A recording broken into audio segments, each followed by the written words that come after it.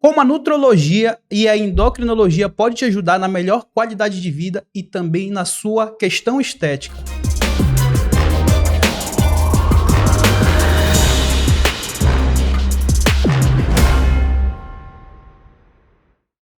Seja bem-vindo a mais um episódio do nosso Fit H30 Podcast e hoje a gente vai falar sobre um assunto muito interessante. Eu sou o Jairo, estou aqui com o Gustavo e hoje a gente trouxe uma presença muito importante. A gente trouxe aqui a Beatriz, que vai se apresentar para a gente. Ela é médica, nutróloga, está fazendo uma especialização em endocrinologia, né, Beatriz?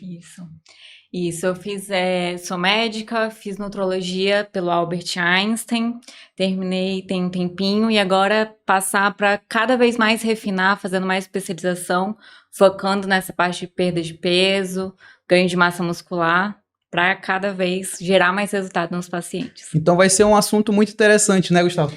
Muito, muito. A gente, com a disseminação e a proliferação da atividade física, principalmente nesse pós-pandemia, a presença de uma equipe multidisciplinar para alcançar um objetivo se tornou cada vez mais importante. Um médico que seja especialista em endocrinologia, nutrologia e até mesmo um nutricionista, um fisioterapeuta e o educador físico, professor de educação física, alinhados, com certeza ajudam as pessoas a alcançar os objetivos delas de uma maneira bem específica, né? Perfeito. Hoje a gente percebe que essa questão do emagrecimento é muito multifatorial, né? E precisa de tudo isso que o Gustavo estava falando aqui. Então a gente já vai iniciar contigo, a gente vai tirar uma dúvida assim que eu tenho certeza que quase todo mundo tem aí. Qual é a diferença entre o nutrologista e o endocrinologista? Tá.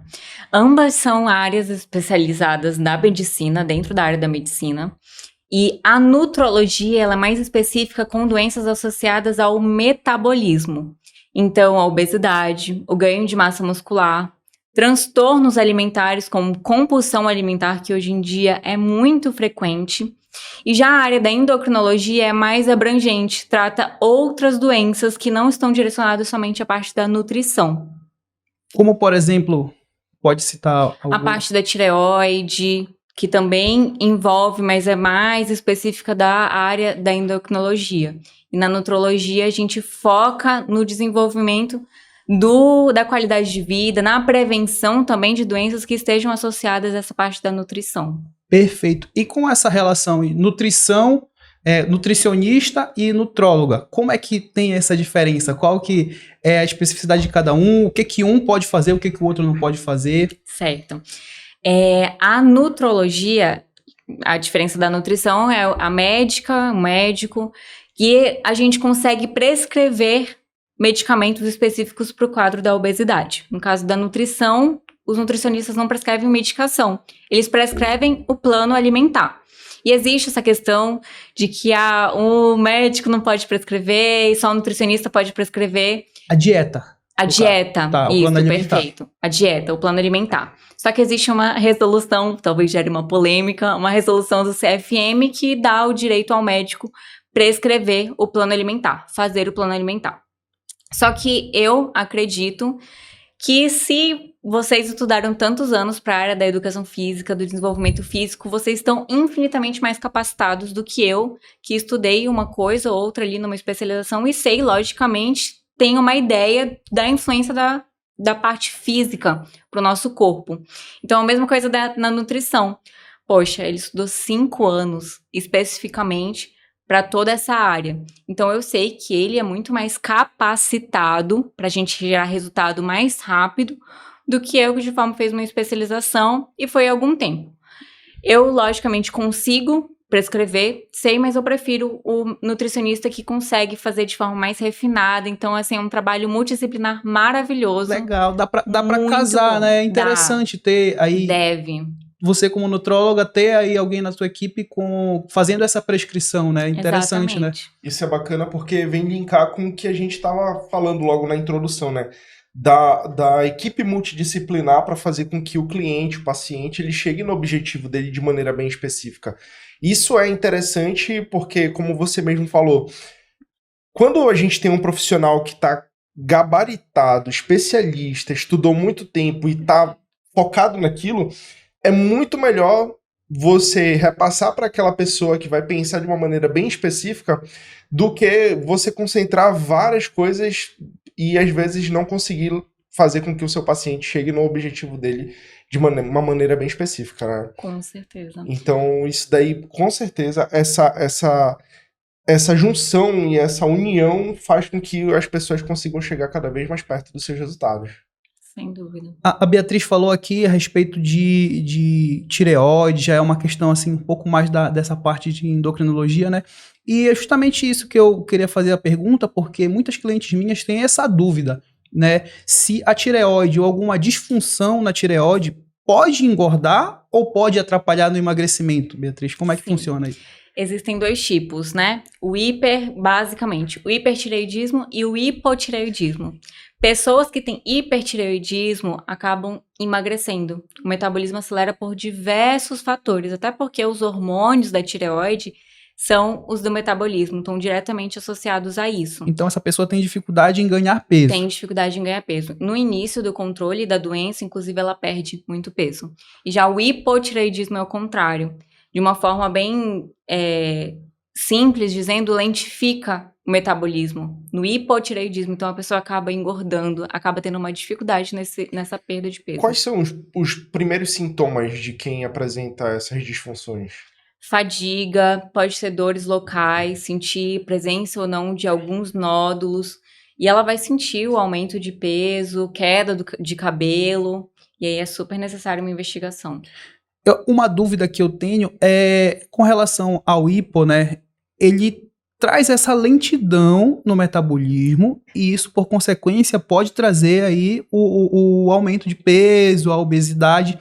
Mas é determinante? Ou, assim, o estilo de vida, ele pode aí fazer esse contraponto, pode equilibrar? Pode equilibrar com certeza, mas no início da doença é necessário a gente controlar. Sim. Então, talvez nos primeiros momentos, nos primeiros sintomas, até aquela parte do diagnóstico, a gente vai precisar ter uma ação um pouquinho mais agressiva para controle do hipotireoidismo, para controlar o ganho de peso.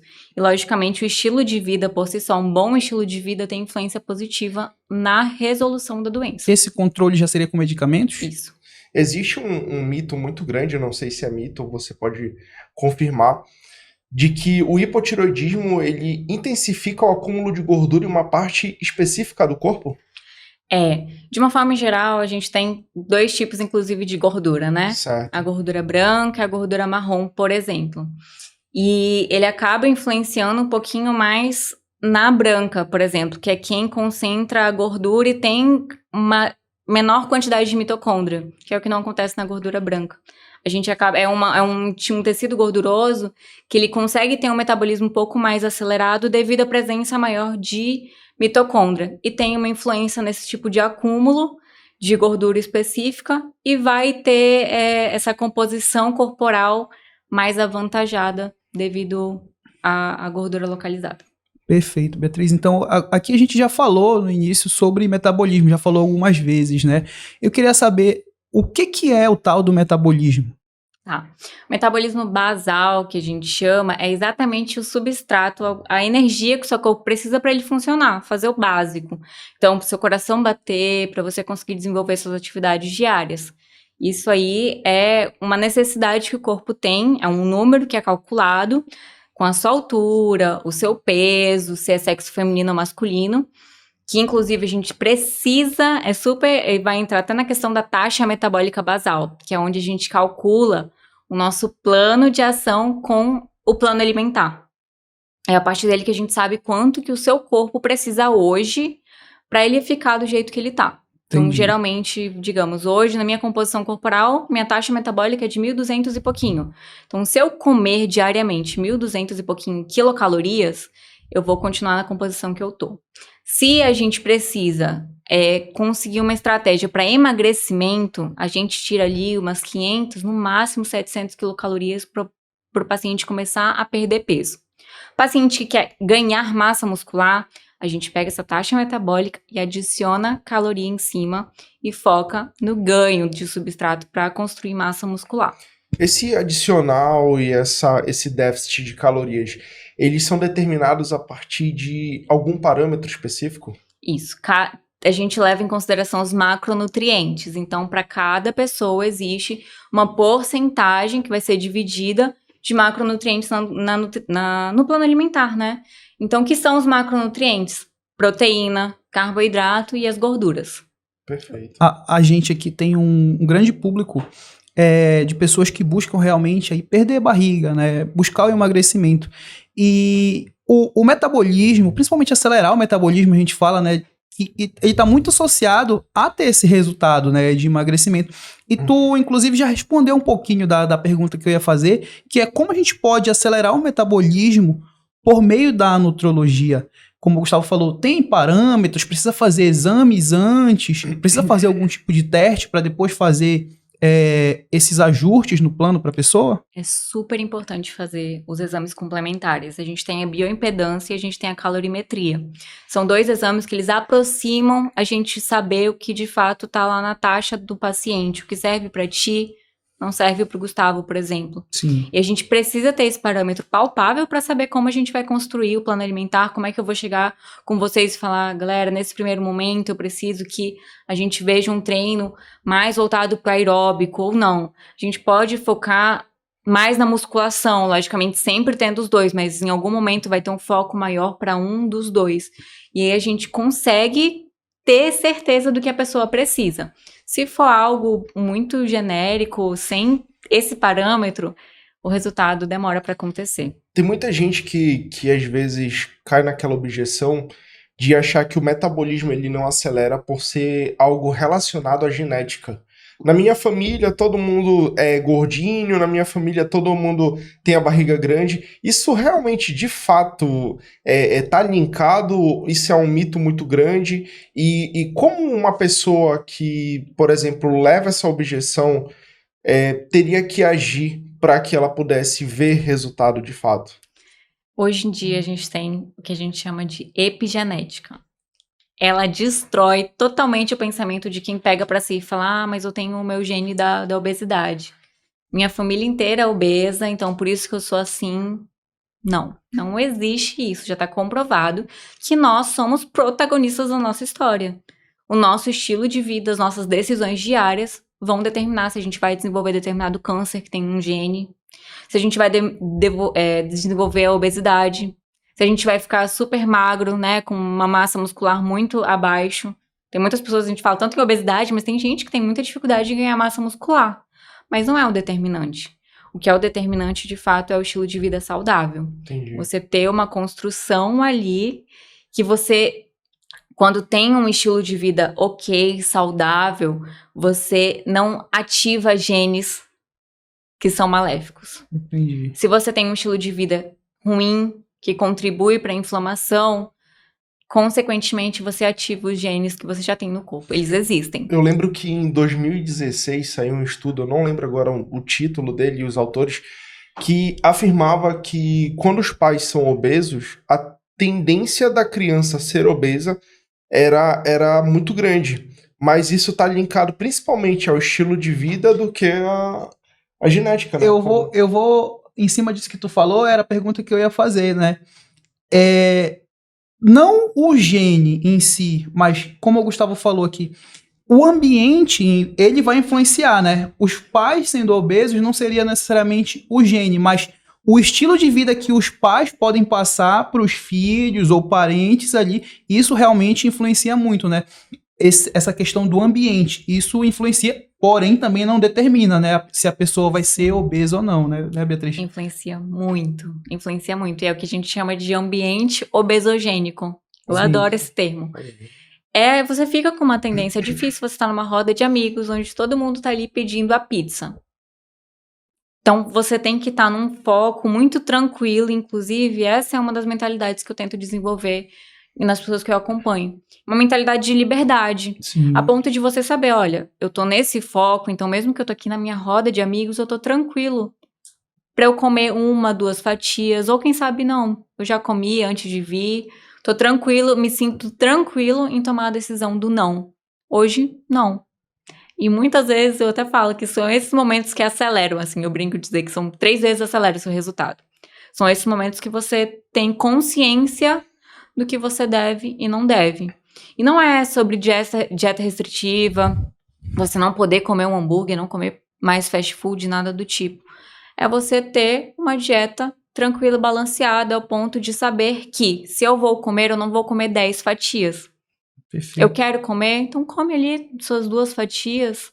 O mundo não vai acabar, a pizza não vai acabar, tem outros momentos. E saber equilibrar. Se no almoço eu já extrapolei, vou cuidar para minha janta voltar para o meu plano alimentar. Ser tranquilo, você fala final de semana. Na regra, em geral, a semana tem que ser tranquila. No final de semana tem as dietas livres lá, os planos. E a gente percebe, então, que o emocional ele tá muito, muito pertinente, muito latente aí nessa questão, né? E em cima disso, eu ia te perguntar assim, poxa, a gente precisa ter esse meio termo, a gente precisa ser maleável e fazer realmente a pessoa tá bem ter o espaço dela para, poxa, não, eu vou comer um pouquinho aqui, vou fazer tal ajuste. Mas assim, o início também a gente pode fazer isso ou o início tem que ser um pouquinho mais rígido? Porque, por exemplo, quando a gente fala de treinamento, a gente até discutiu aqui, né, Gustavo, que é interessante, a pessoa ela pode fazer 3 vezes na semana, não tem problema nenhum, mas se ela conseguisse os 5 dias direto, é melhor para pegar aquela rotina, para pegar aquele ritmo e aqueles hábitos. Perfeito. Então, com a alimentação nesse ajuste alimentar que a pessoa está tendo agora, esse início seria interessante ser um pouquinho mais rígido ou não? Ou vai de pessoa para pessoa? No início, literalmente no início é interessante ser mais rígido, porque gera resultado. Sim. Então você vê o resultado no espelho, isso já motiva a pessoa. Cara, olha minha calça, já diminuí 3 pontos na calça, eu não quero parar. Isso é bom demais. Né? E nesse momento você vai estruturando uma reeducação de vida, não só alimentar, mas a questão de ir mais vezes para academia.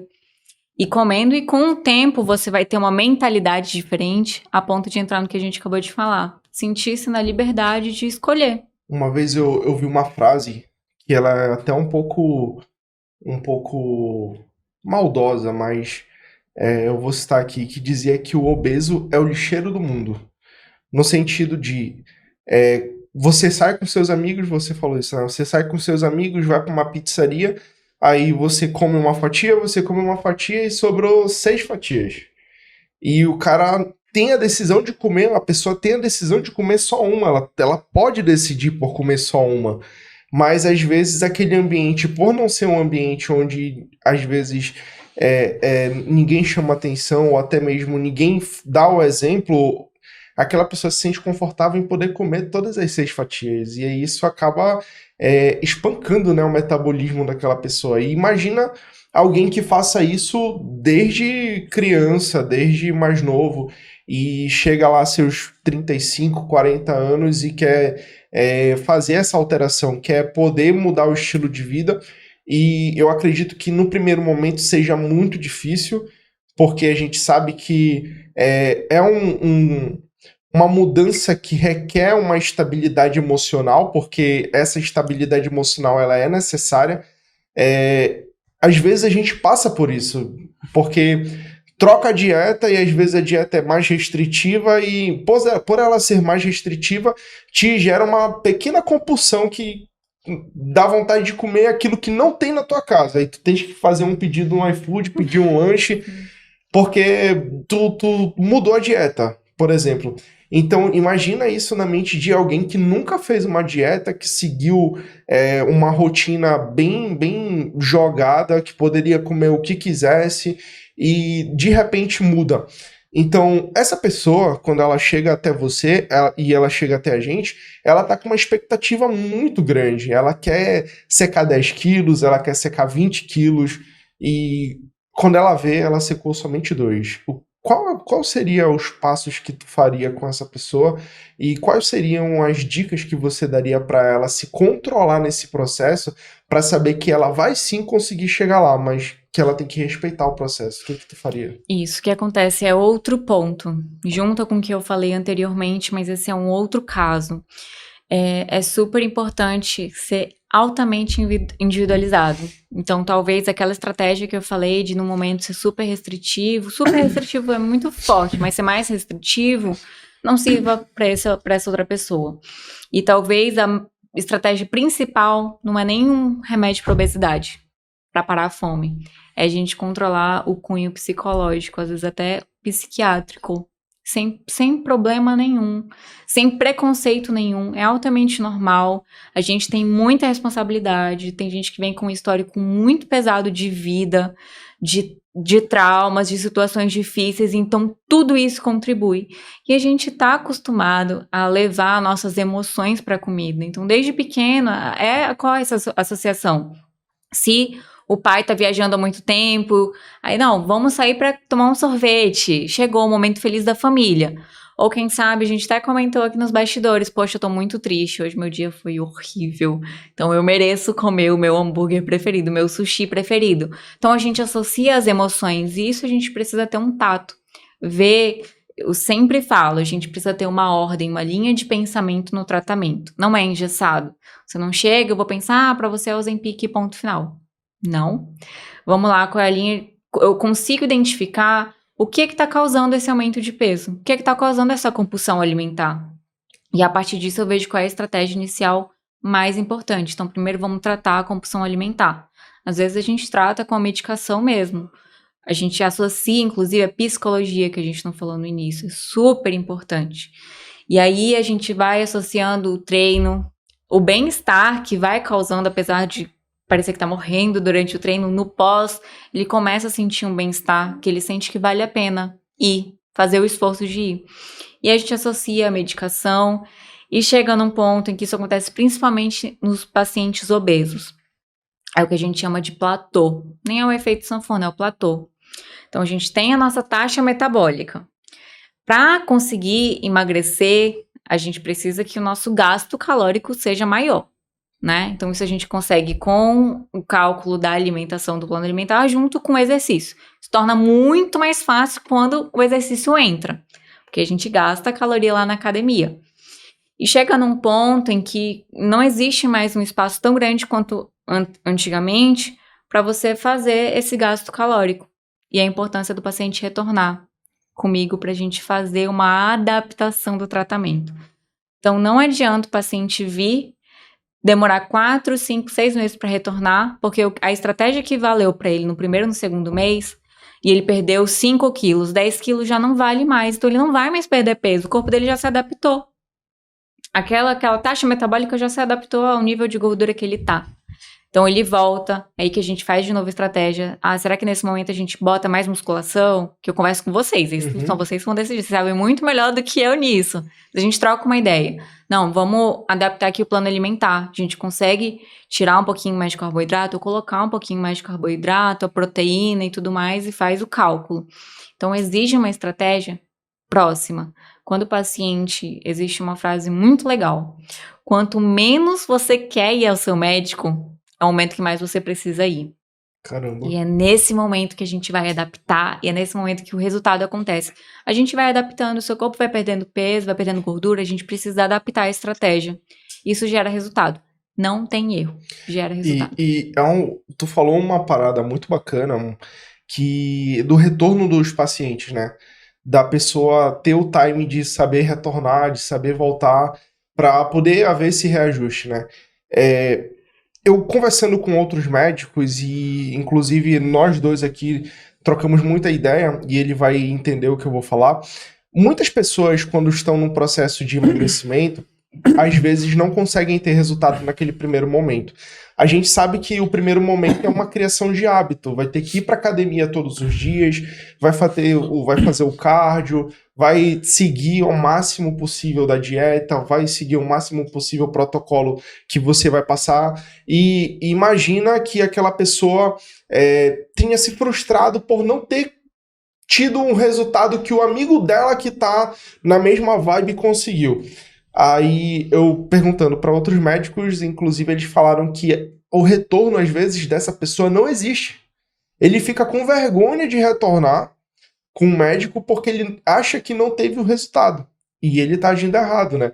E, inclusive, isso acontece às vezes com a gente, porque a pessoa chega super empolgada, se matricula na academia, começa, e aí deu aquele primeiro mês, e depois a gente já percebe que ela tá caindo o rendimento, e quando a gente fala que ela tá caindo o rendimento, não é do treino, a gente percebe que é um baque emocional, né? Até questão de motivação mesmo, né? Poxa, eu quero ir. A gente percebe muito isso na frequência. Quando a frequência começa a cair, já é um indicador que a pessoa tá com alguma dificuldade e essa motivação começa a baixar, né? E acho que é isso que o Gustavo quer falar. Muitas pessoas não retornam porque não conseguem ou colocar um pouco em prática de tudo que foi prescrito ali por você, ou ter resultado, né? Então, mas é interessante ter essa volta para a gente fazer, para você fazer, né, o reajuste de tudo aquilo que foi feito, o que deu certo, o que não deu certo, porque às vezes eu acredito que o primeiro momento a pessoa não se adequou àquilo ou não conseguiu fazer de alguma forma, né, o que você prescreveu. A gente pode fazer um ajuste ali para a pessoa tentar se adequar, né? Ou a gente se adequa à pessoa, não é isso? E aí a pergunta mais específica que eu queria fazer dá resultado mesmo? Se a pessoa está disposta a seguir o protocolo do médico, a dieta do nutricionista, o treino dos personagens, dá resultado? Dá resultado. Dá resultado, eu falo com total propriedade. 100% de certeza dá resultado. Porque não tem como, se ela tá seguindo o que foi proposto, que a gente deixa muito claro, assim, quantas gramas você vai comer, quantas vezes ao dia você vai pra academia, principalmente se tiver o personal auxiliando, orientação quanto a sono, a suplementação, dá resultado. O difícil é que, muitas vezes, fazer um dia bacana e o outro dia não, fazer um dia bacana, outro dia não, no final do mês, quando a gente vai fazer o resultado ali, não tá acontecendo déficit calórico. Ela não tá gastando mais do que consumindo. Então, acaba tendo, ou fica no mesmo peso, ou até ganha. Mas eu vou entrar num ponto muito interessante que acontece com muita frequência, inclusive aconteceu recentemente lá no consultório. O paciente voltou, dessa vez ele voltou. Opa. E ele ficou triste porque mudou, ele decidiu, até sábado ele ia pra academia, uma pessoa que não ia nem 3 vezes na semana, e todo dia, inclusive aos sábados, acordar disposto pra ir pra academia num sábado, ele realmente estava muito empolgado e disciplinado, porque existe aí o nosso momento de motivação vai acabando e fica a disciplina. E aí, quando chegou na balança, ele falou, tô meio triste, porque na balança meu peso não mudou tanto pelo esforço que eu tô fazendo. Nossa. E aí que entra a gente fazer a bioimpedância. Quando a gente foi fazer a bioimpedância, o tanto que esse maravilhoso paciente ganhou de massa muscular e perdeu de gordura, ele trocou composição. Então a pessoa vê só um número, lá, 110. Aí depois vê 108. Poxa, eu fiz tanto, isso aí, emagreci 2 quilos. Você vai ver, você perdeu muito quilo de gordura e ganhou massa muscular, que é o cenário mais perfeito e ideal. Que é no processo de emagrecimento você ir ganhando massa muscular. Então é importante você saber como você lida com a balança. Eu gostei aqui porque eu já estava pensando em fazer essa pergunta para ti, porque às vezes a gente tem uma ideia um pouco diferente de alguns outros profissionais, né, de outras áreas. Porque a gente imagina, a gente ouve muito falar que o emagrecimento realmente é déficit calórico, né? Agora sim, quando você falou lá do metabolismo basal, quando a gente aumenta esse metabolismo basal, a pessoa fica mais propícia a emagrecer de certa forma mais rápido, né? Sim. E a gente pode aumentar também esse metabolismo com músculos, ganhando músculos, porque os músculos é mais difícil de se manter, né? Então o corpo já vai precisar gastar mais energia ali naturalmente. A gente bate muito no nosso protocolo, eu e o Gustavo, do FitH30, e não somente déficit calórico, né? A gente busca muito essa ideia também de utilizar a musculação e utilizar treinos um pouco mais intensos, não necessariamente passar 1 hora, 40 minutos caminhando na esteira, no aeróbio, e sim fazer um HIIT, por exemplo, com o peso do corpo, ou dar aquelas aceleradas na esteira e ter um descanso maior, para a gente trabalhar nessa questão do metabolismo basal e principalmente no ganho de massa muscular, né?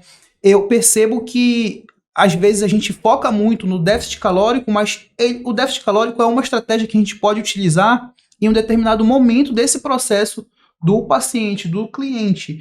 E a gente pode utilizar uma outra forma, não só focar nesse déficit calórico, né? A gente pode realmente focar, como você falou, na musculação. E assim, olha só, o exemplo que você deu pra gente, ele ganhou peso, mas ele perdeu muita gordura e ganhou massa muscular. É isso que é o emagrecimento, né? As pessoas pensam que o emagrecimento está totalmente relacionado à balança. Perca de peso, né? A balança é muito para medir ali o peso mesmo da pessoa, ou ganhou ou perdeu, mas o emagrecimento realmente é isso, é perder gordura e ganhar massa muscular, né? Até porque se a gente for falar de estética, as pessoas hoje não querem ficar flácidas, apenas perder o peso. Porque quando a gente perde peso, a gente perde várias coisas, perde músculo, inclusive, né? Então, quando a gente consegue, por meio da musculação, ou fazer exercícios mais intensos... Hoje eu falei nos meus stories que quebrei um pouco essa questão de só déficit calórico. A gente pode utilizar metodologias para realmente fazer com que a gente ganhe massa muscular e assim a gente consiga emagrecer, né? Então, é uma coisa muito interessante das pessoas terem em mente, porque a gente percebe que no início, muita gente que quer emagrecer realmente tem essa dificuldade com a balança. E quando a gente vai perceber, a pessoa está emagrecendo, porque ela está realmente ganhando massa muscular e perdendo gordura. Porém, a gente usa com algumas pessoas, né, Gustavo, como a questão emocional é muito interessante. A gente percebe que a pessoa quer ver, não tem jeito, ela quer ver na balança. Então, a gente utiliza umas estratégias ali realmente para a pessoa descer na balança.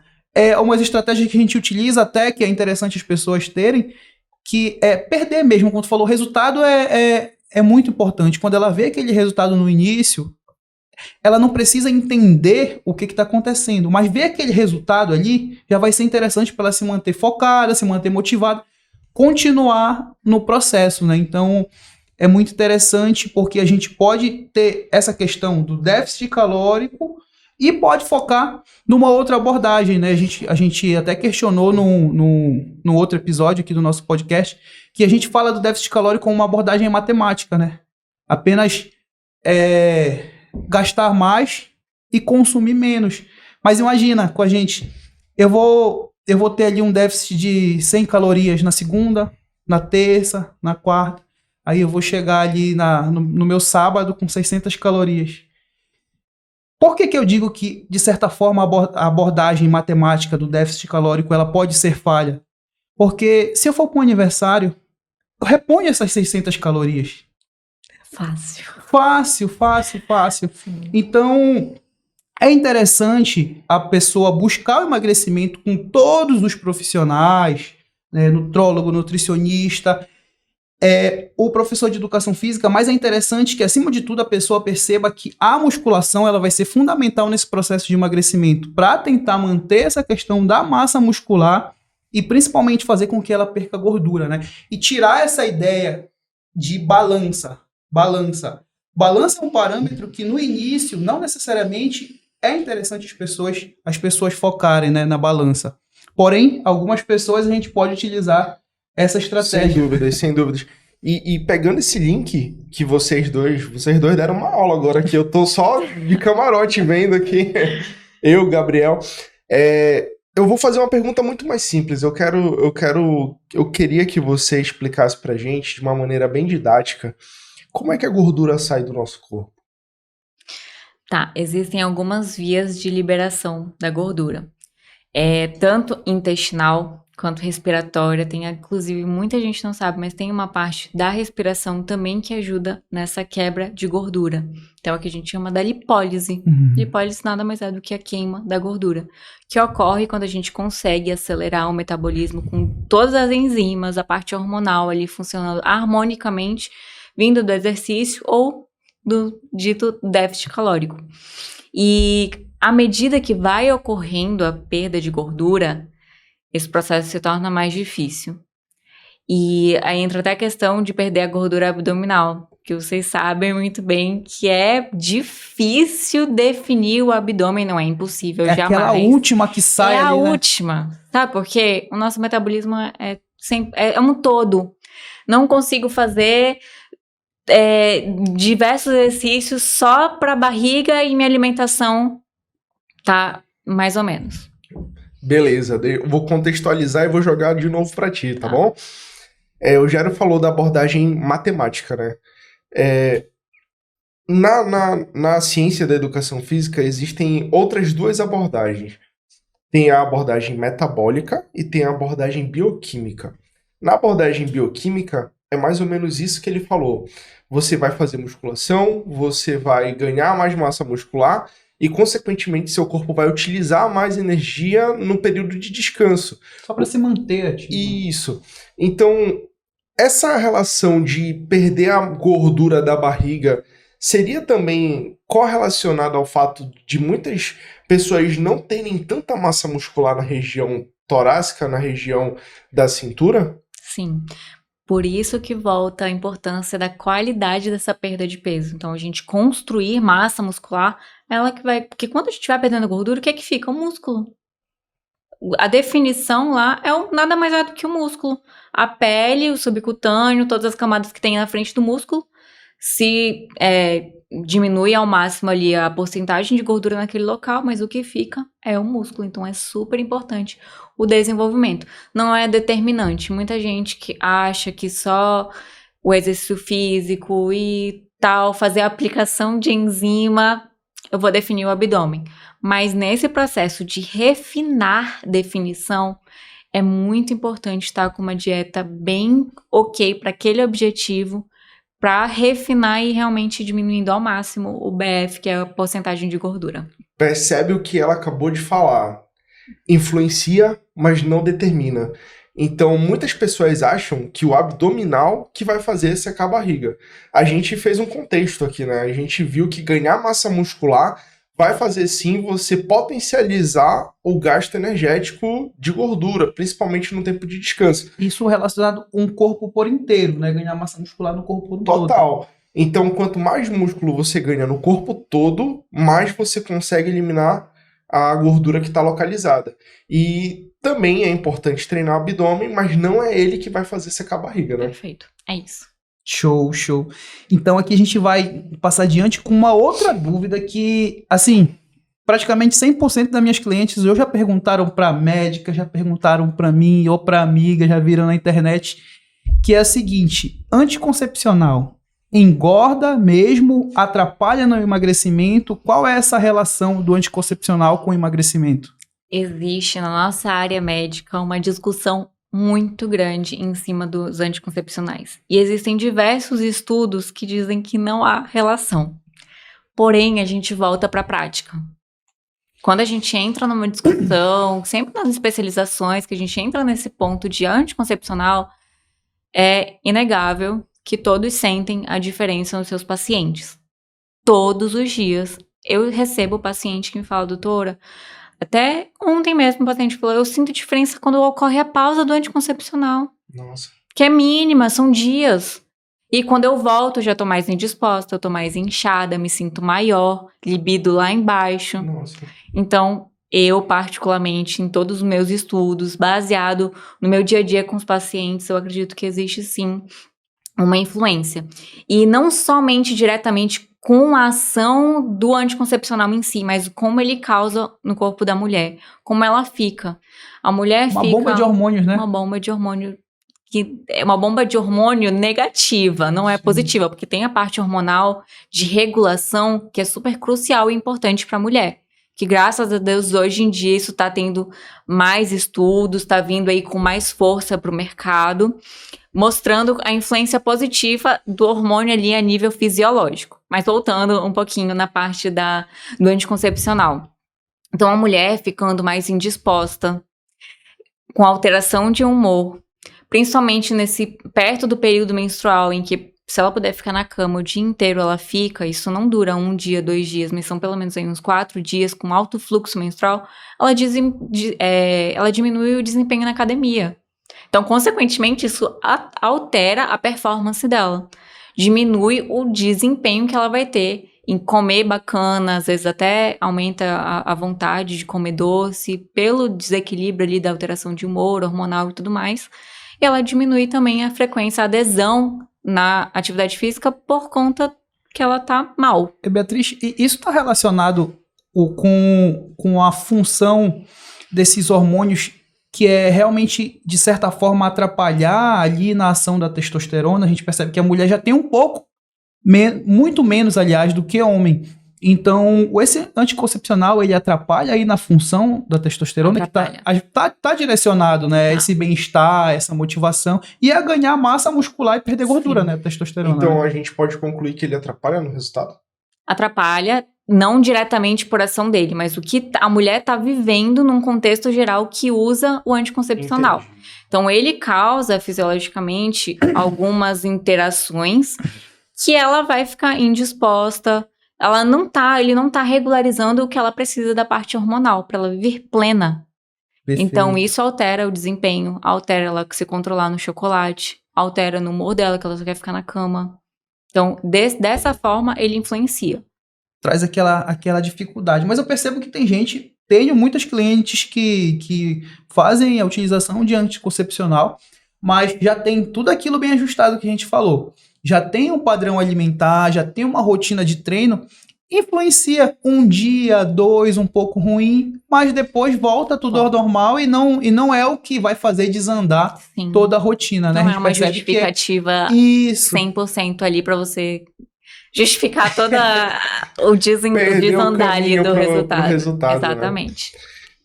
Aí eu ia te perguntar quais os melhores alimentos, né?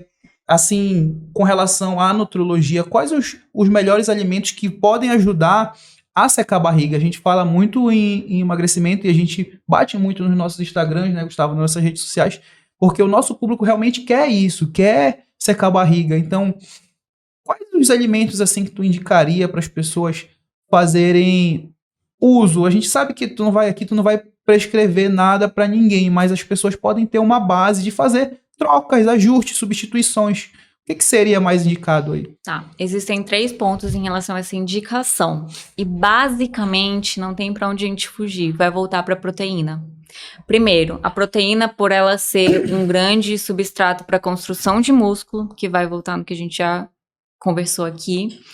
A proteína, ela te dá saciedade mais rápido, ou seja, diminui os gatilhos ali de comer uma coisa que estava fora da dieta e ela Sim. prolonga a sua saciedade. Então você não tem a necessidade de ficar, daqui a pouco você já tá com fome de novo e vai comer a mais ou vai comer algo que não estava ali no script. Qualquer tipo de proteína, Beatriz? Ou, por exemplo, um whey, ele sacia tanto quanto uma carne? Não, a gente precisa sempre falar de comida de verdade. Tá. Então, carne vermelha magra, geralmente 2 vezes na semana. E aí entra inegável que o frango, hoje em dia, é o que a gente ainda tem menos gordura em comparação aos outros tipos de proteína. Mas entra o peixe. Quando a gente fala do whey, a gente precisa ter uma atenção muito grande. Porque existem muitos tipos. Inclusive, hoje está super comum as bebidas com whey. E aí, quando você vai, para você saber se aquela bebida é legal, é saudável, você precisa saber ler o rótulo. Parece chato, mas você precisa ver quanto de carboidrato tem naquilo em comparação à proteína. Então, às vezes tá lá, 15 gramas de proteína no líquidozinho de whey. Quando você vai olhar, tem, por exemplo, 19 de carboidrato e tem 13 de proteína. Isso aí já não é legal. Para ser considerado qualidade, a quantidade, a composição de proteína tem que ser superior ao carboidrato. E eu não tô dizendo aqui que o carboidrato é vilão, que o carboidrato é ruim, que a gente tem que tirar o pão, tem que tirar o arroz. Mas a gente tá falando de proteína, né? Exatamente. Como é que a proteína pode sobrepor o carboidrato pode sobrepor a proteína quando a gente tá falando de proteína, Exatamente, né? Mas eu vou te falar que acontece muito. Então, o pessoal que tá assistindo aí, tem na geladeira, for olhar... E são os famosos, tem uns famosos aí que tem, então isso atrapalha o resultado. Cara. Porque às vezes a gente quer a facilidade. Exatamente. E vai em algum lugar, compra uma caixinha, toma, Isso. Porque acha que tá agindo corretamente, né? Mas às vezes até um pãozinho com ovo vai ser uma solução ainda melhor do que aquela que a gente tá tomando, né? Exatamente. E nesse momento, só para finalizar, é importante a gente ter esse parâmetro de sobrepor a qualidade da proteína a uma determinada quantidade de carboidrato, porque querendo ou não, quem é mais armazenado é o carboidrato. Então, vai dificultar a perda do seu corpo, inclusive para quando a gente chega no estado que a gente está querendo definir o abdômen, ou seja, você já perdeu composição corporal bastante ali da gordura. O seu corpo está no estado de alerta. Ele está entendendo que, cara, eu preciso segurar o máximo possível porque eu tô perdendo tudo, tô perdendo as minhas reservas de emergência. E aí ele quer estocar tudo. Mas com o treino bacana, com a dieta especificamente já para aquela etapa, a gente consegue vencer isso e vem o resultado. Beatriz, e já pegando o link desse assunto, né, dos alimentos, a gente já escutou bastante vezes que existem bactérias boas e bactérias ruins dentro do nosso estômago e do nosso intestino.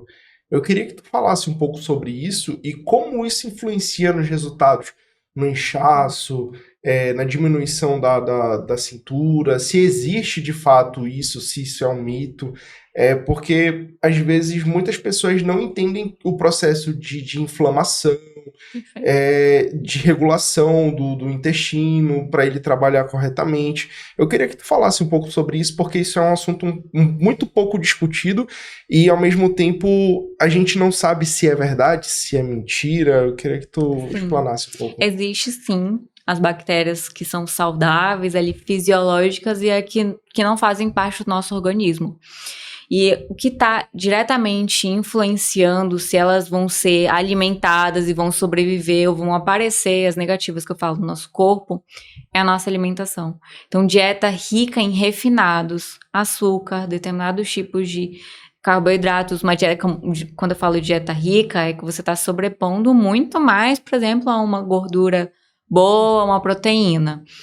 E aí você está cultivando o desenvolvimento. Fora enlatado, uma dieta rica em gordura, a gordura negativa, isso tudo propicia um desbalanço na quantidade da bactéria boa para a bactéria ruim.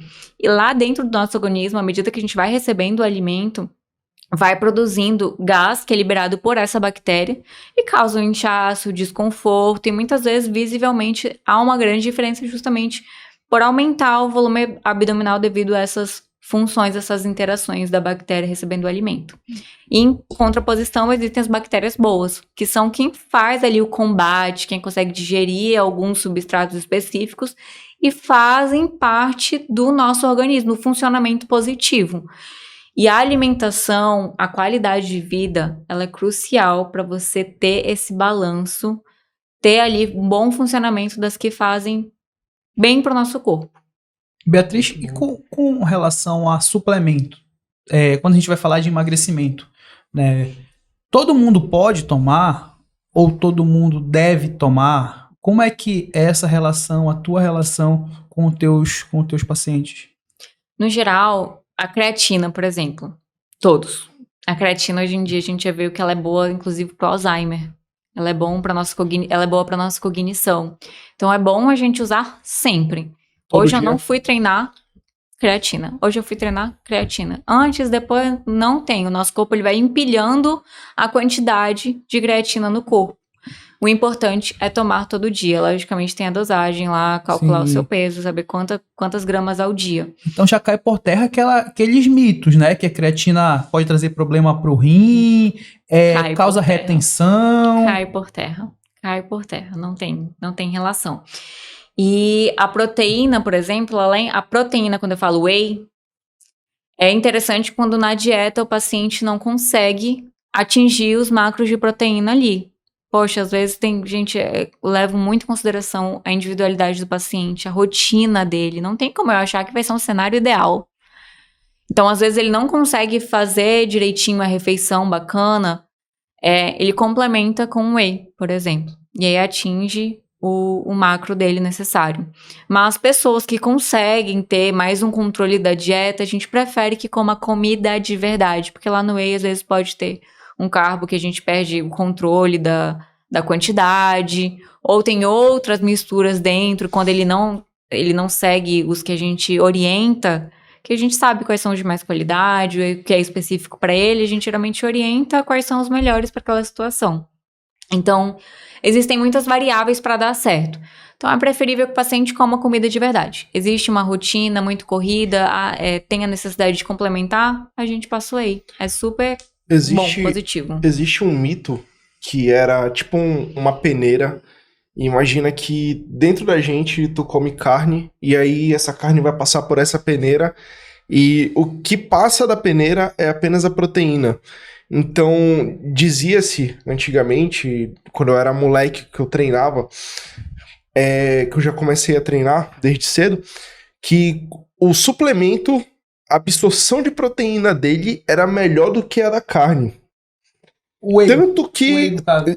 Tanto que na época virou um boom os wheys, o whey de composição à base de carne, carnívoro e coisas do tipo. Porque, tipo assim, eles começaram a diversificar os tipos de whey, tanto que depois teve muita reviravolta nesse mercado, né? Eu queria saber se existe isso, se é um mito ou continua sendo um mito, ou se é verdade, sei lá, se tem diferença nessa absorção. O whey ele absorve mais rápido, ele absorve mais, a carne ela absorve mais rápido do que o frango, o peixe, existe essa diferença? Existe diferença, tá? É porque a gente tá acostumado em falar, no seu plano alimentar tem 120 gramas de frango. Isso não significa que você tá ingerindo 120 gramas de proteína. Nessa quantidade de frango, tem X, geralmente é 30 e poucas gramas de proteína. Então, muita gente já acha equivocado essa questão. Acha que tá atingindo, mas não tá. Cada quantidade alimentar, como eu dei o exemplo do frango, tem dentro dos 120 gramas de frango ali que você está pesando no seu prato, dentro dele tem a quantidade de proteína. Então, ele não é 100% proteína ali naquele pedaço. E já no whey, a gente consegue refinar mais a quantidade de proteína no scoop. E a carne é inegável que ela leva um tempo maior de digestão no nosso organismo do que peixe, do que frango, por exemplo. Não é à toa que quando a gente come uma refeição com peixe, logo depois a gente tá com fome. Não que isso seja algo negativo, mas em comparação com a carne, ela demora um pouquinho mais para ser digerida. Isso que eu ia falar, não necessariamente a absorção mais rápida é melhor, né? Sim. Depende de cada momento. Às vezes tu pode ficar um período muito longo sem comer, por exemplo, depois do almoço, e tu precisa ter aquela energia, ou a proteína tem que estar ali no teu organismo naquele momento, então em determinado momento a carne, por exemplo, pode ser interessante. Então vai depender de cada estratégia, né? Não necessariamente a absorção mais rápida é melhor, né? Perfeito. Você entrou num ponto super importante no processo de emagrecimento. Super importante. Muitos pacientes, quando não têm um conhecimento, eles acham que é legal ficar muito tempo sem comer. Doutora, não tomo meu café da manhã, fico tranquilo, eu como meu almoço, de tarde eu não como, aí eu vou jantar. Pergunto, beleza, qual é o horário do dia que você sente mais fome? Final do dia pra noite. 99% dos pacientes respondem isso. E geralmente as pessoas que têm o maior descontrole da fome no final do dia são aquelas que não fazem a refeição após o almoço, ou que já no almoço, já é uma refeição mais ou menos, não faz o lanche da tarde, você gera uma necessidade glicêmica muito grande no seu corpo, que aí ataca a geladeira e não consegue se controlar, mais fácil pedir um iFood. E aí que entra a importância de ter um balanço bacana da proteína, do carboidrato em cada refeição. Porque se no café da manhã tem a proteína ideal, vai segurar a tua fome para fazer um bom almoço. Não chegar no almoço super esfomeado. Chegou no almoço, come a quantidade bacana de proteína, do seu carboidrato. No lanche da tarde, ter alguma coisa com proteína, ter o seu carboidrato, isso vai segurar o teu pico glicêmico, que a gente chama. É muito comum o paciente falar, meu lanche da tarde é lá na padaria. Aí eu como uma fatia de bolo e uns pães de queijo. Só que passa um pouquinho de tempo, às vezes nem horas, eu já tô com muita fome de novo, mas assim, não é a fome que eu tava no lanche, é uma fome muito maior. Por que acontece isso? Você gerou um pico glicêmico aqui no seu corpo. Geralmente são alimentos palatáveis, então hambúrguer, pizza, que te saciam muito rápido e tem um índice de caloria e de glicemia muito elevado. Quando passa um pouquinho de tempo, o seu corpo já usou aquilo. Ele é ingrato. Ele fala assim, agora que chegou no jantar, eu quero de novo, mas eu não quero isso aqui não. Você tem que se superar, eu quero isso daqui. Que gera uma bola de neve, um descontrole, e a pessoa tá com fome, assim, ela tá com vontade de comer. e ela não consegue se controlar. Se torna muito mais difícil. Então, todo esse processo, o máximo que a gente conseguir controlar as saídas, os escapes, a gente faz o possível para... Eu vejo as pessoas falarem muito, eu vou comer uma pizza e amanhã eu vou ficar em jejum para treinar, mas de manhã sente uma fome absurda, né? Nossa, e o nosso corpo, ele é tão safado, né? E tu falou agora desse pico glicêmico, comendo pouca coisa, né? E quando tu come muita coisa, Imagina. acontece o sono, né? Tu perde teu rendimento, tu começa a dormir, coisa do tipo. Então, ele sempre vai te boicotar, ele sempre vai te sabotar. E tu tens que reagir contra esse processo dele, na verdade. Senão ele realmente vai te levar pro mau caminho, entre aspas. Agora eu queria entrar num assunto que ela falou rápido aqui, do medicamento, né? Então, Isso é bomba. para emagrecer, né, é necessário o uso de medicamentos? Eu digo que ela falou rápido aqui, ela citou aí um medicamento que está na moda, né? Ela falou do Ozempic. Eu fiz uma brincadeira aqui, mas a gente sabe que existem infinitos processos, né, para utilização de ergogênicos e até mesmo outros medicamentos para auxiliar no alcance do objetivo. Agora, o que a gente quer entender é a relação da vulgarização. Porque Banalização até. total, entendeu? As pessoas acham que para ter resultado tem que tomar remédio. E às vezes não sabem qual é o remédio que tem que tomar.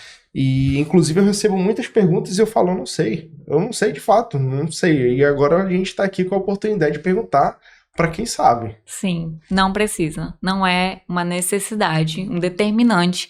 Você tem que tomar medicação para emagrecer. A gente consegue tranquilamente, com o plano alimentar, a atividade física, a regularização da parte psicológica, sono, melhorar e conseguir atingir objetivos. Agora, a obesidade é uma doença crônica e que ela exige um tratamento sério. E muitas das vezes, sim, é necessário entrar com medicação.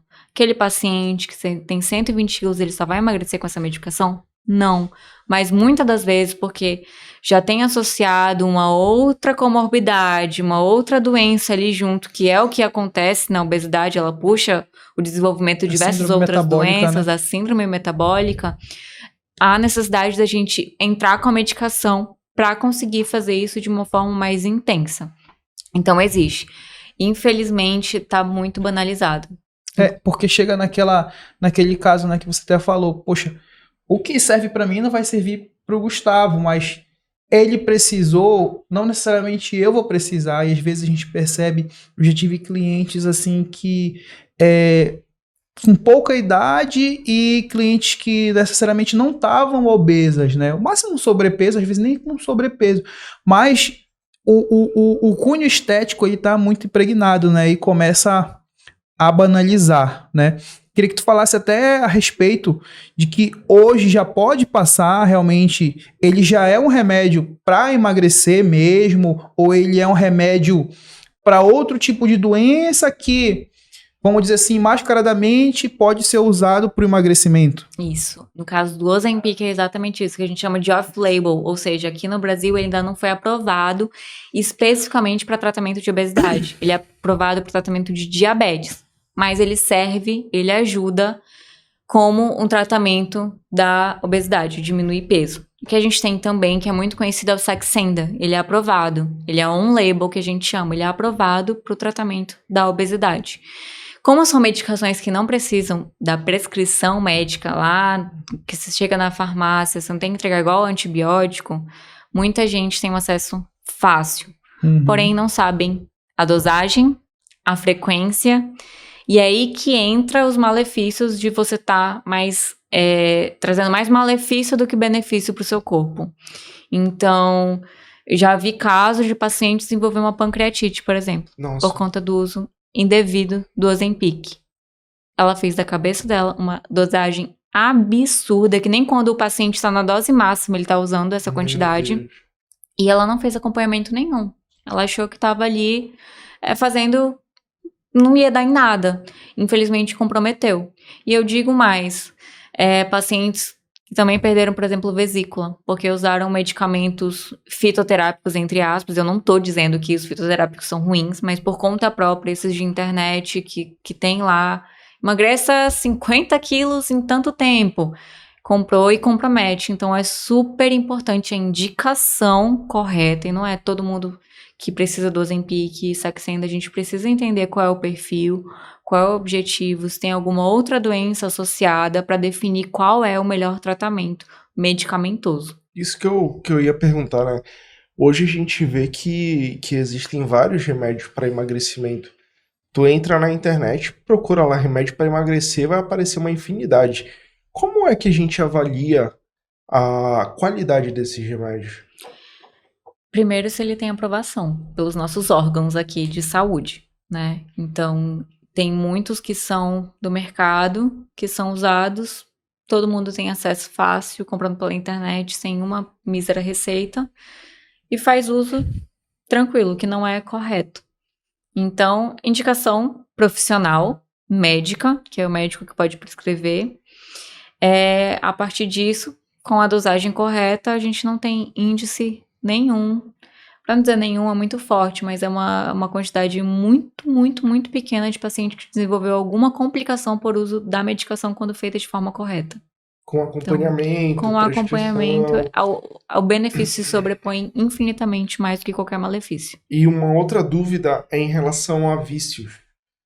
Eu não sei se isso já aconteceu com você, mas eu acredito que alguém já deve ter comentado, de pacientes que utilizaram, conseguiram os resultados, mas não conseguem ultrapassar aquele ponto sem estarem utilizando alguma coisa. Isso acontece de fato? Tipo, existe aquele efeito Dependência?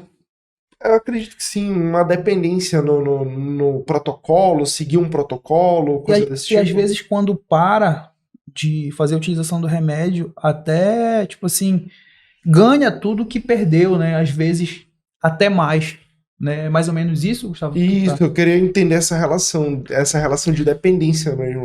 Tá, isso aí entra um pouquinho no efeito sanfona. Uhum. E não tem associação com dependência da medicação. Certo. A obesidade, volto a dizer, é uma doença crônica. Ela exige um tratamento longo, prolongado. Algumas pessoas, isso assim, a gente não consegue dizer, você vai usar por tantos anos. A gente vai ver com o tempo. E algumas a gente consegue já retirar em alguns meses de uso. Então, isso é muito da individualidade do paciente. Porém, não existe uma dependência gerada pela medicação. Perfeito. O que acontece é porque, assim, a gente precisa, eu sempre explico isso.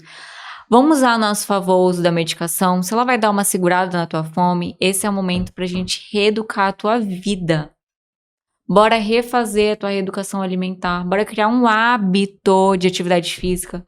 Tu não tá fazendo um projeto de verão pra tu viajar pra praia daqui a um mês. É pra tua vida. E usa isso a teu favor, a ponto de que quando a gente perceber que dá pra tirar a medicação, tu vai ver que tu consegue seguir tranquilamente, sem ganhar o peso e às vezes até continuar perdendo.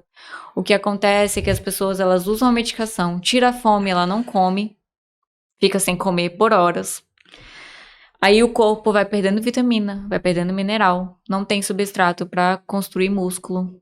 É uma perda de peso de péssima qualidade. Passa mal na academia. Passa mal na academia. E aí, quando tira, a pessoa volta tudo de novo. Então eu faço a pergunta clássica, não tem problema, o Ozempic não presta, porque quando eu parei de tomar, eu engordei tudo de novo. E tudo bem, mas me conta, como é que tava a sua vida depois que você tirou o Ozempic? A gente percebe, assim, o dia a dia alimentar da pessoa. Tu sabe que ela vacilou no processo, né? Exatamente, joga a responsabilidade pro medicamento, a responsabilidade é sua, entendeu? Eu tenho uma dúvida nesse ponto, e eu vou te dar também, assim, a minha opinião a respeito. Que, assim, eu conheço algumas clientes que fizeram uso, tive clientes que treinam comigo que fizeram uso, e o grande problema é porque ele tira a fome, né? Sim. Ele tira a fome. E como seguir uma dieta se ele tira a fome?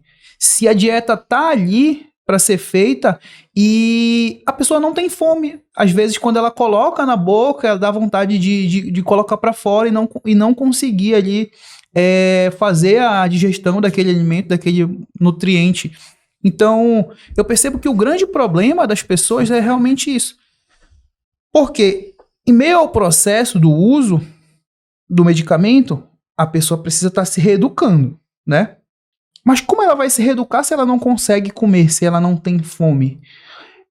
Eu percebo que as pessoas que deram certo com a utilização do medicamento foi as que meio que conseguiram empurrar a comida, meio que à força, né? Por mais que não tivesse fome, mas foram colocando ali, a comida fica ruim mesmo na boca, e algumas pessoas que, como o medicamento tira totalmente essa fome, não conseguiram comer. Não quero, não como. Ou à noite ou à tarde eu como uma besteirinha. Essa pessoa aí, ela teve esse problema. Parou o remédio, a fome veio muito maior e ela aí meio que comeu o que ela não comia durante todo esse período. Ela comeu o dobro, o triplo, e aí que é o problema. Então eu até comento com as minhas alunas, olha, não consigo, se tu tá fazendo uso, tu tem que colocar força, tem que botar pra dentro. Mas tem alguma outra estratégia pra pessoa começar a se reeducar, já que ela não sente fome? Tem. É aí que existe a progressão de dose, Sim. que as pessoas não conhecem, porque logicamente é algo que tem no nosso estudo, na nossa formação. Então, ninguém sabe como é que é a progressão de Ozempic. Como que eu decido, eu médica, decido se você vai usar tantos cliques ou tantos cliques, daqui tantas semanas você aumenta, daqui tantas semanas você para. Ou seja, galera, tem que se consultar com o médico. Não é comprar do nada e começar a usar, né? E assim, não é zero balela, é isso. Porque essa parte do enjoo, da dificuldade pra comer, é um dos pontos pra eu saber se eu continuo progredindo a dose ou não. Ainda Então digo ela mais. é real mesmo, é real mesmo. É real, porque esse é um dos efeitos da medicação no corpo. Mas se tá muito exacerbado, às vezes eu até volto uma dose. Muito bom. Porque eu quero que ele coma, eu não quero que o paciente fique sem comer. Eu preciso que ele use esse momento para reeducação alimentar. Ele precisa ter qualidade alimentar. Uma vez me fizeram a seguinte pergunta: doutora, o Ozempic me dá vontade de comer doce. O Ozempic não te dá vontade de comer doce. É porque você fica sem comer, ou come com uma qualidade muito ruim, e uma hora o teu corpo vai estar ali precisando do teu pico glicêmico e tu vai pro alimento mais palatável, que é um doce, é um fast food. Entendeu? Então a gente precisa conhecer o nosso organismo, precisa conhecer a medicação. Isso acontece através do acompanhamento profissional. Eu queria te fazer uma pergunta a respeito de um medicamento, eu não lembro o nome dele. Na verdade, eu não sei. Mas eu sei a ação porque eu já vi pessoas comentando sobre isso, né? Que ele elimina pelas fezes gordura. Orlistat. Orlistat, né? Isso. Eu queria saber se ele funciona de fato, porque a gente sabe que a gordura ela supercompensa. E quando a gordura ela é retirada de forma abrupta do corpo, o nosso cérebro ele tem capacidade de mandar uma ação para que a gente comece a produzir mais gordura. Então, é válido utilizar um medicamento desse tipo? Na minha prática, eu não uso, não é nem de longe, nem de perto a minha primeira escolha. Se eu sou super a favor, se hoje em dia a gente tem desenvolvimento de tecnologia, de conhecimento, com coisas mais eficazes, com menos efeito colateral, que a gente consegue ali controlar, eu prefiro usar medicações mais atuais.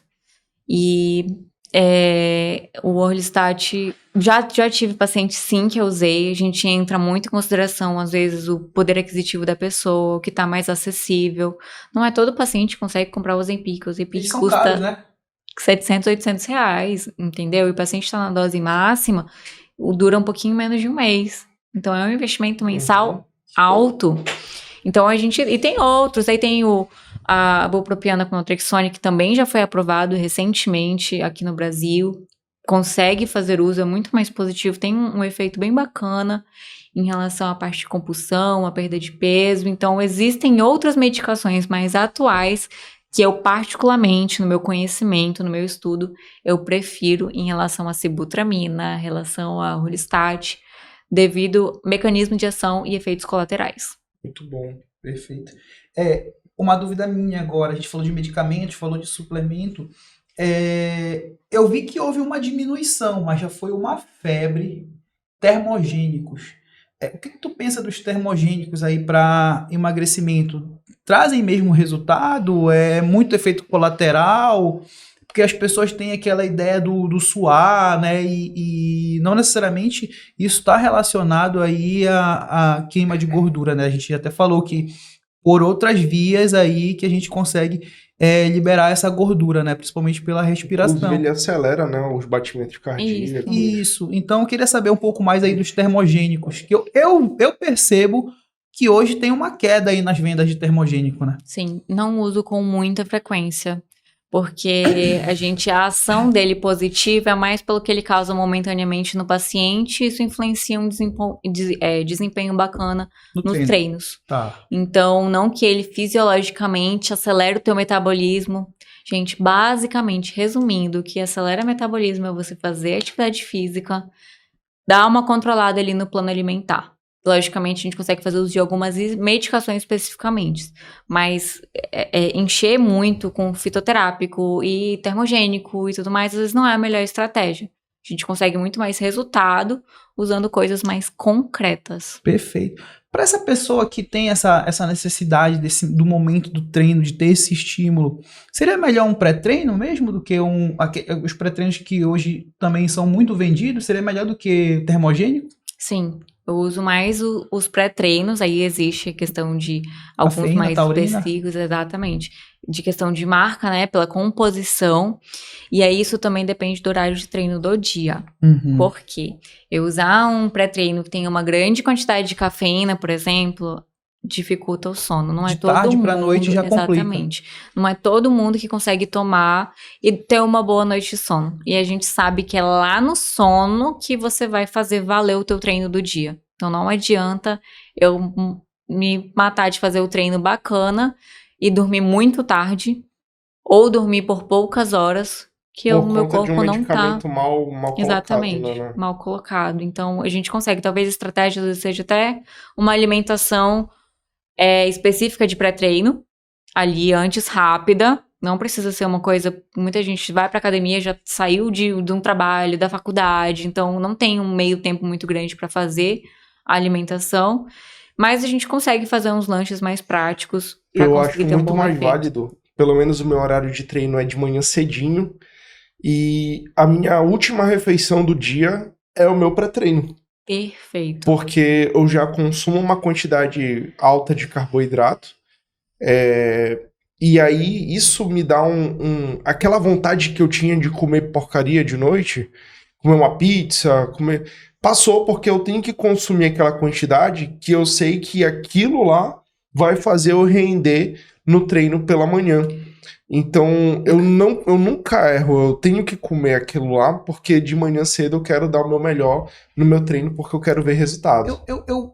Eu tenho uma dúvida, porque, por exemplo, eu sentia que quando eu tomava pré-treino, eu me sentia muito melhor nos treinos, né? O meu horário varia entre manhã e horário do almoço de treino, mas eu percebia que quando eu tomava o pré-treino, eu gostava daquela sensação, né? Às vezes até pinicava no corpo, aquela sensação.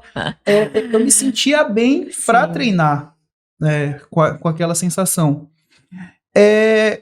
Seria um efeito placebo? Pode ser? Pode ser. A questão do pinicar pode ser, mas é inegável que, por exemplo, a cafeína é muito positiva. Tem umas substâncias que eles colocam que realmente faz isso, né? Aumenta ali o fluxo sanguíneo, melhora essa circulação, que te ajuda a ter um melhor desempenho. Isso não é da cabeça do paciente, não. Então isso acontece. Juntando com o que o Gustavo estava falando, fazer essa refeição aí,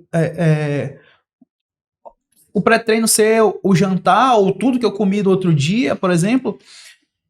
Para eu fazer um treino de manhã, como ele tá fazendo o treino de manhã, às vezes eu treino pela manhã quase no horário dele. Tem um horário certo de treino, meu é o mais variado. Eu tomar um café, simplesmente o café, já daria uma ajuda? Bastante. Só me confirma, tu faz o jejum. Não. Ou tu come antes... Eu como antes, mas o período que eu como não daria para aquela refeição ser o meu utilizada pré-treino. no teu Isso, pré-treino, tá? Existem duas situações. Eu vou pegar o gancho para falar, por exemplo, do jejum, que é o que acontece. O jejum, ele pode ser usado exatamente na situação em que o paciente até consegue treinar de manhã. A gente faz uma boa refeição no jantar. E por o teu corpo não tá, por isso que é super importante que você vai comer antes do treino, não que você vai utilizar aquilo logo imediatamente. Muita gente tem esse pensamento. Eu vou comer um pão, um sanduíche aqui, que é o que eu vou usar, uma coxinha que é o que eu vou usar aqui no treino. Não é isso que acontece. Mas se eu tomasse esse café antes, sim. aí sim, me daria aquele efeito mesmo que dá. Imagina que uma hora antes do meu treino eu tomo um cafezinho preto e um pão com ovo. Daria? Daria, sim, daria. Mas ele não é exatamente o que vai ser totalmente usado ali. Não o pão com ovo, mas o cafezinho sim. O cafezinho sim, porque aí tem a questão o que é mais rápido absorvido e que vai direto para a corrente sanguínea. Né? Logicamente metabolizado por alguns órgãos. Mas é importante as refeições mais anteriores, que é o que teu corpo já digeriu e já metabolizou para você usar aquela energia. Então, se você, por exemplo, não come um pão com ovo, come uma coxinha, come um sanduíche, que eu falo sanduíche. Algum fast food, enfim, uma comida não muito apropriada que sobrecarrega o seu corpo. Você precisa de uma atenção, você vai fazer, chegou na academia, o seu corpo ele precisa estar concentrado para aquela atividade. Assim como diversas outras coisas da vida que a gente vai fazer. A gente precisa concentrar ele para exercer com uma forma de mais qualidade aquilo que ele vai fazer no momento. Perfeito. Então, se o corpo acabou de receber, há umas horas atrás, uma comida altamente ruim, ele vai estar ali tentando metabolizar diversas células, mitocôndrias, mas vai estar destinado a dar conta daquilo ali e, consequentemente, diminuir o teu rendimento no treino, porque o teu corpo tá tendo a atenção dividida. E aí entra como existe o benefício do jejum intermitente para algumas pessoas, isso não é para todas, mas existem algumas pessoas que se beneficiam disso. Quando eu como bem o jantar e eu consigo fazer esse meio período de jejum, o meu corpo, ele tá concentrado em ter um bom desempenho na academia. Então, ele não está dividindo de uma forma bem tranquila, assim, falando. Ele não está dividindo a atenção de funções. Então, algumas pessoas conseguem ter um desempenho maior em jejum. Existem outras pessoas na sua composição, no seu metabolismo, em que isso não funciona. Elas realmente precisam ter comido alguma outra refeição um pouco antes, né? Para ter um bom desempenho, não passarem mal. Isso é por meio de teste mesmo? No tete a tete da consulta, no dia a dia do paciente. Porque hoje eu percebo, eu não tô me sentindo muito bem para treinar como antigamente, né? Acho que devido a vários fatores. Eu tinha um parceiro para treinar, hoje não tenho mais um parceiro. Para mim isso é o que mata, é a chave. Eu me sentia muito bem quando eu tinha um parceiro por questão de motivação, de estar ajudando ali, então para mim era fundamental. Horário também, eu tinha um horário fixo porque eu tinha que treinar com meu parceiro, hoje não tenho um horário, é mais ou menos assim, quando falta um cliente, eu vou treinar, já tô com a minha roupa ali, pego a minha roupa e vou fazer meu treinamento. Mas eu percebo que, por conta dessa relação do horário, eu faço uma refeição ali pela manhã, às vezes com uma bananinha e tomo whey. Eu percebo que eu tô com muita dificuldade.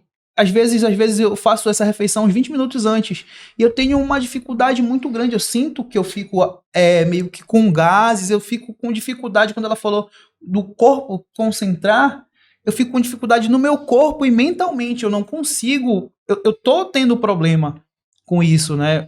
Às vezes eu fico muito cheio, eu não consigo contrair meu abdômen e parece que eu tô com gases, eu não me sinto realmente bem. Isso é muito relacionado ao tipo de comida. Ao tipo de comida, não é nem o horário. Que você comeu. Também o horário.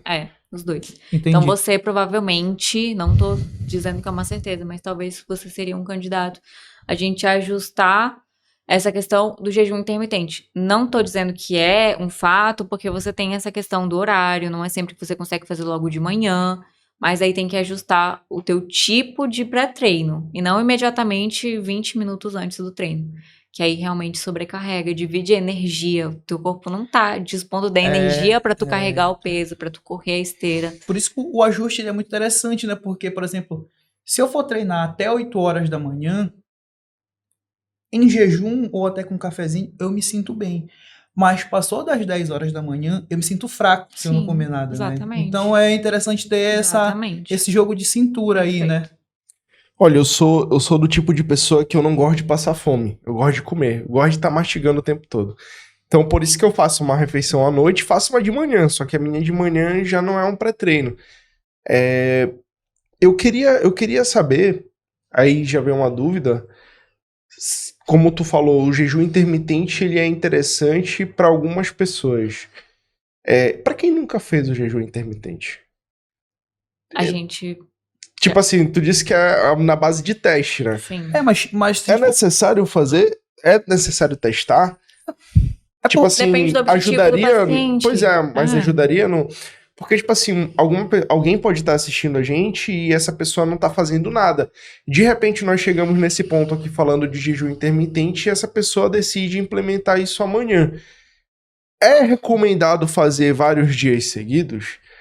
É recomendado fazer um dia sim, um dia não?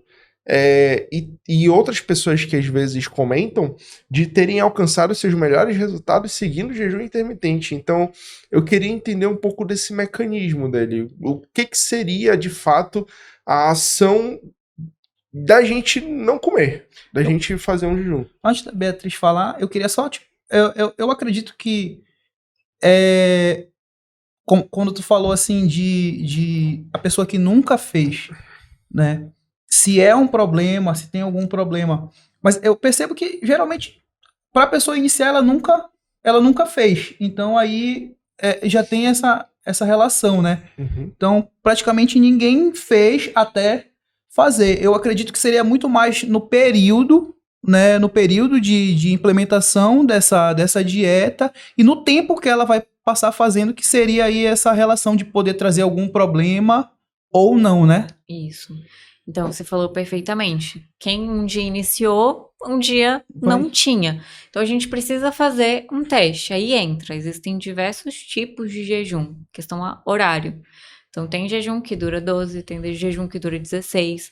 Então, a gente não vai começar uma pessoa que nunca fez um teste de 16 horas de jejum. Não existe. A pessoa vai passar mal. Não É igual a como. dose do Ozempic, né? Exatamente, não tem como. A gente pode iniciar, pode sim ser dias seguidos, a gente começa com um horário menor, um intervalo menor de horas e também bota bem certinho como que ela vai sair do jejum, qual vai ser a comida. Não adianta nada eu fazer um jejum de 12 horas, de Então, a gente 16 pode horas comer o que tu quiser e sair do jejum na comendo tua janela. uma cheesecake, uma torta, um sanduíche do McDonald's. A gente tem que ter qualidade na saída, porque o teu corpo pensa, a gente deu um intervalo para ele, ele tá usando a gordura, inclusive, do teu corpo para queimar durante o treino. Ele tá entendendo que aquele substrato ali ele consegue pegar e queimar. Então, por isso que ocorre muitas pessoas têm um efeito mais rápido usando o jejum, né, como estratégia de emagrecimento. Ele escolhe mais a gordura para metabolizar, para digerir. Mas também é super importante como é que ele vai sair desse jejum. Porque o corpo tá esperando você comer. Ele tá esperando o momento de chegar, de você alimentar e repor a energia. Então, se você joga tudo fora a partir do momento que você não faz o que foi proposto de saudável para aquele momento específico. Então, é super importante você ter o conhecimento, a orientação para iniciar esse tipo de estratégia, se de fato for o melhor para você.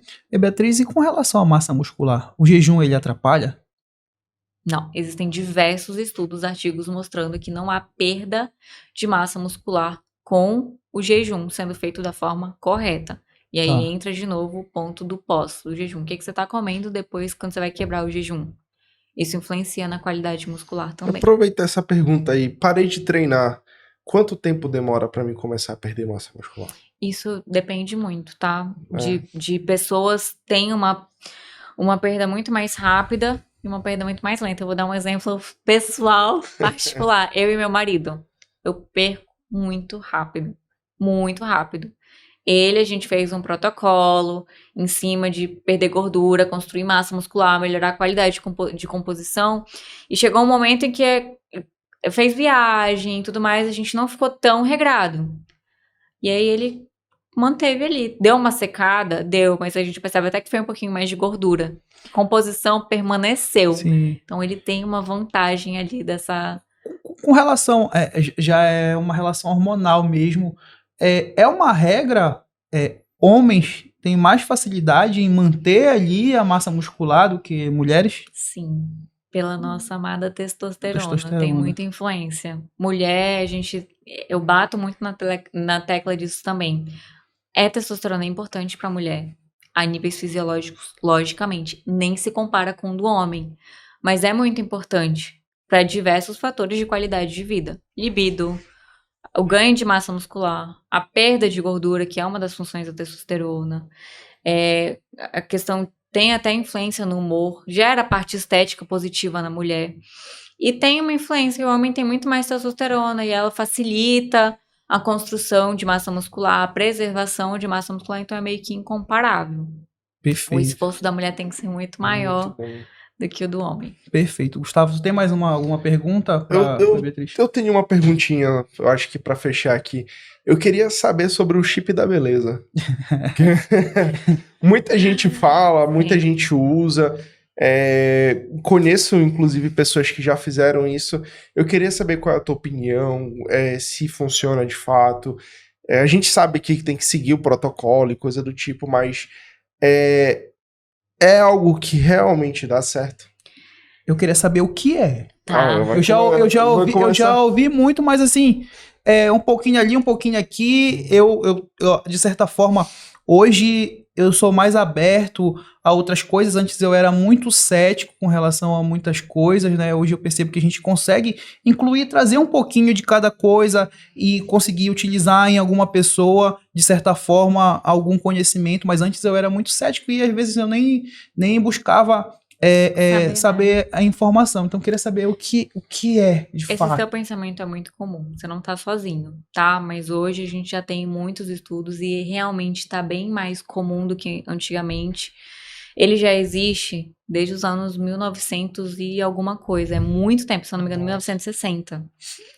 Então, ele vem sendo estudado bastante de lá pra cá. O que acontece? O chip da beleza é usado erroneamente, é um termo errôneo.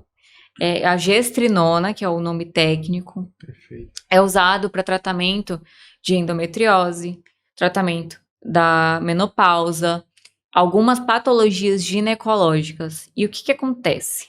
Como efeito colateral, ele tem um ganho de massa muscular muito maior, mais facilitado. Efeito colateral. Diminuição da celulite, diminuição de gordura, queima muito mais gordura. Então, acaba usando diretamente como algo estético, o que não é pra ser, tá? Então, Beatriz, tu não passa pra nenhuma paciente que só cunho... Por que não é pra ser, Beatriz?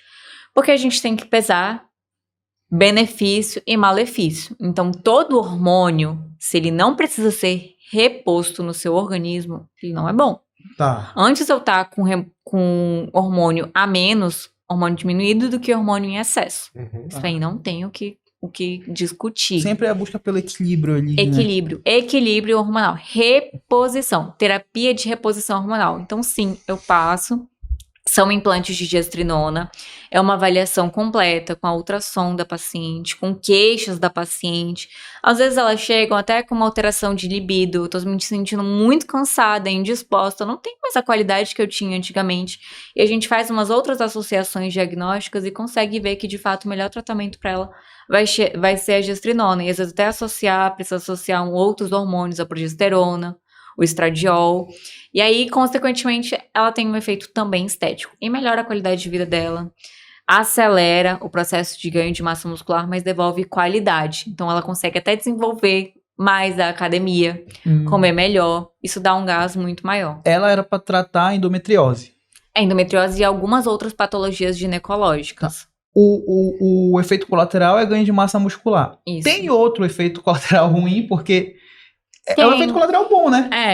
Tem, assim, questão, todo hormônio na mulher pode ter, por exemplo, associação com acne, mulheres que já são mais propícias a isso desenvolvem acne, tem a questão do desenvolvimento de pelo, se de fato tiver já mais propensa a isso, que tem mulheres que, até com questão androgênica ali, são mais propensas a desenvolver pelos, então tudo isso a gente leva em consideração, custo-benefício, sempre saúde acima do malefício por nível estético. Isso eu não quero dizer que eu não levo em consideração a estética. Eu sou super a favor, sim, da gente pensar na estética. Às vezes a estética é o que move a pessoa a ter uma qualidade de vida por trás.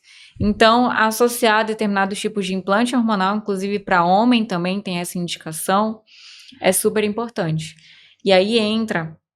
Eu não sei se vocês têm mais alguma pergunta, eu posso só complementar essa parte da parte hormonal. Pode falar. Eu volto a dizer que eu sou super a favor do que existe tecnologia pra gente. Então, hoje a gente tem 2 parâmetros, por exemplo, do hormônio, vamos falar da parte masculina. Existem hormônios injetáveis. Inclusive, recentemente a gente houve até uma mudança aí nos que estão proibidos, no que estão permitidos e tudo mais. Em doses fisiológicas, a gente consegue repor tranquilamente no homem e ter um efeito estético também bom. O homem necessita da testosterona para ele estar bem, se desenvolver no dia a dia, no trabalho. Quando o homem está com hipogonadismo, com uma testosterona muito baixa, às vezes a depressão dele é a gente botar a testosterona no nível fisiológico, no nível normal. E o que acontece, às vezes, com pomada, a injeção que é feita no glúteo, seja semanal, quinzenal e tudo mais, ele gera um pico hormonal naquele momento da injeção. Então, dura umas horas, alguns dias e abaixa. Então, fica assim no seu corpo. E aí entra aquela questão de ciclo. Eu tô fazendo reposição, TRT, e na verdade é um ciclo, não é bem reposição. Isso, de alguma forma, influencia negativamente para a vida do paciente. Às vezes tem uma alteração laboratorial, às vezes pode ter um aumento do colesterol. Esse paciente é importante a gente ter sempre perto. Entendi. Que é o mais difícil com o homem. Então, hoje em dia, a gente tem um implante também de homem. De testosterona que a gente usa para o homem. Implante. O implante, ele é feito subcutâneo no glúteo, né? No nível da cueca, não fica amostra, não dá para ver nada. Super minúsculo o tamanho que é feito, a inserção. E o teu corpo vai absorvendo pouco a pouco aquela testosterona. Então, tu não tem uma absorção absurda, suprafisiológica, que faz um mal pro teu organismo, sobrepõe o malefício ao benefício. Então, teu corpo, dia a dia, vai absorvendo uma determinada quantidade de testosterona, que é o que acontece nos homens normalmente. E aí ele pega e, logicamente, vai usando. Não deixa em nenhum momento ficar muito alta e nem muito baixa. E os implantes podem durar até 6 meses. Aí depende da frequência que ele faz academia, a composição corporal. Pessoas que têm mais músculos têm, obviamente... Você está pensando no raciocínio, a tendência é de usar mais a testosterona. Então, acaba que às vezes dura menos de 6 meses. Mas o benefício é legal por conta de que ele joga direto no sangue e não passa por uma metabolização por outros órgãos que a testosterona pode prejudicar. Então, isso acaba trazendo uma qualidade muito superior a possíveis efeitos colaterais. Deu para entender, já? Deu sim. Eu acredito que deu para todo mundo entender. A Beatriz, ela tá dando uma aula pra gente aqui. Imagina como não deve ser a consulta com a Beatriz, né? A gente já teve uma parte da nossa consulta aqui, né? Imagina. Nossa, foi uma experiência muito boa. Imagina da porta pra dentro, né? Quando a gente for lá no consultório dela pra poder lidar com tudo isso, todos esses mecanismos que ela apresentou aqui pra gente. E ela tratar de forma específica para cada pessoa, né? A gente bateu muito que as pessoas precisam ser tratadas de forma individualizada, né? Então, isso é muito interessante da gente ir, de vocês que estão assistindo a gente, buscar, né, essa consulta e esse tratamento, esse acompanhamento de todo esse processo com o profissional, né? Então... é muito interessante e muito importante isso. E desde já, Beatriz, eu queria te agradecer aqui, agradecer a tua presença por ter trago tanta informação para as pessoas. A gente sabe que tem muita informação na rede social, mas é muita informação, às vezes, falha, às vezes informação curtinha, tem um pouquinho aqui, tem um pouquinho ali. Hoje a gente conseguiu trazer aí um conteúdo muito bacana para as pessoas, tirou várias dúvidas e, de certa forma, a gente teve a oportunidade para dar um conteúdo um pouco maior para as pessoas, né? Então, eu agradeço a tua presença aqui, a gente agradece, FitH30 agradece a tua presença. Foi uma aula mesmo que a Beatriz propôs a trazer aqui pra gente. E eu fiquei até sem graça, porque a gente pedia era tanta pergunta que eu falava assim, nossa, ela sabe de tudo mesmo. Mas é muito legal, porque quando a gente tá inserido no meio assim, é bacana porque a gente passa a se conectar com aquela pessoa, e a gente é muito exigente, a gente busca muito isso, a gente busca estudar, busca entender sobre treino, sobre as melhores estratégias para os nossos clientes. Sabemos que essa parte da individualidade, ela é necessária para que todo mundo venha a ter resultado. Muita gente pergunta assim, mas deu certo pro fulano, para mim dá certo? Não necessariamente, mas vamos entender o que precisa ser feito com você.